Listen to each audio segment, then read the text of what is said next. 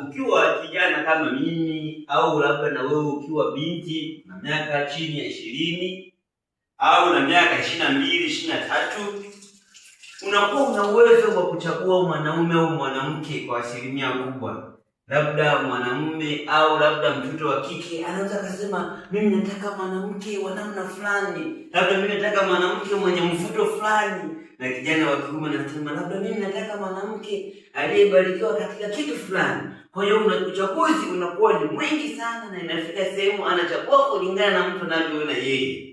Lakini miaka ikisogea kuanzia 25, 27, 28, 30 hadi 40 huko inapokuja, au kuanzia 30, mwanaume anaanza kusema mniletee mwanamke labda yoyote ila au mwenye pumzi, au mniletee mwanamke yoyote yule ila anayeenda kanisani. Na mwanamke naye anasema mimi mniletee yoyote yule ila awe tu anatembea, au awe tu ni mwanaume, au awe tu na uwezo wa kuzalisha ili niishi naye. Kwa nini? Ulivyo leo sio sawa na utakavyokuwa kesho.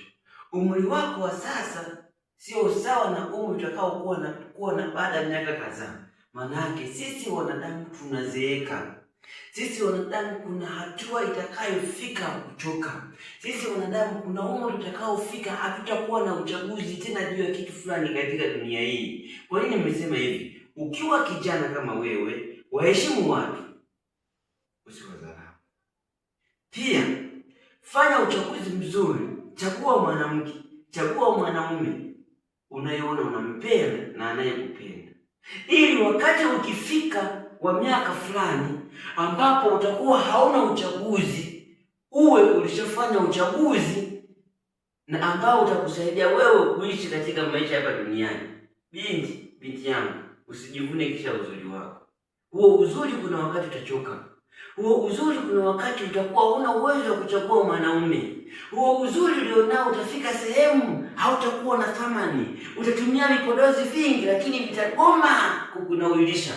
Utatamani kutembea hivi lakini itashindikana. Kijana wa kiume, itafika wakati kuweka suruali kama mlegezo au kuvaa kama fashion itashindikana. Kwa hiyo umri ulionao, fanya uchaguzi mzuri juu ya mwanamke unayempenda, juu ya mwanaume unayempenda, ili kusaidia wewe katika maisha ya hapa duniani. Ndio unapofanya uchaguzi usimsahau Mungu, ili Mungu unapofanya wewe uchaguzi, ili Mungu ahusike na kufanya wewe uchaguzi, Mungu wa mbinguni awe katikati yako. Usifanye uchaguzi kama kijana bila kumtegemea Mungu, maana itafika sehemu unapogundua kwa umekosa, umeshakwisha kuingia kwenye makosa.